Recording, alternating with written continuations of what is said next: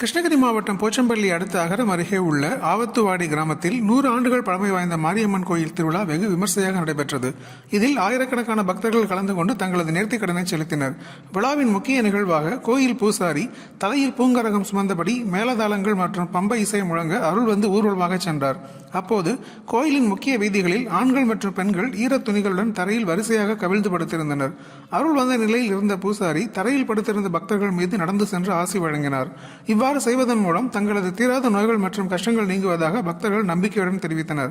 இதனைத் தொடர்ந்து கோயில் முன்புள்ள காவல் தெய்வமான குதிரை சிலைக்கு சமைக்கப்பட்ட கொள்ளு தானியத்தை படையிலிட்டு பூசாரி ஊட்டினார். இவ்வாறு குதிரைக்கு கொள்ளு ஊட்டினால் திருமணமாகாத வரன்களுக்கு விரைவில் திருமணம் கைகூடும் என்பதும் குடும்ப அபிவிருத்தி அடைந்து தோஷங்கள் விலகும் என்பதும் இப்பகுதி மக்களின் நீண்டகால நம்பிக்கையாக உள்ளது.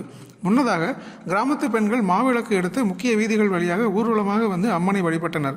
இந்த விழாவில் ஆவத்துவாடி மற்றும் அதனை சுற்றியுள்ள கிராமங்களைச் சேர்ந்த பெண்கள், இளைஞர்கள் மற்றும் பொதுமக்கள் என 1000த்திற்கும் மேற்பட்டோர் கலந்து கொண்டு சாமி தரிசனம் செய்தனர்.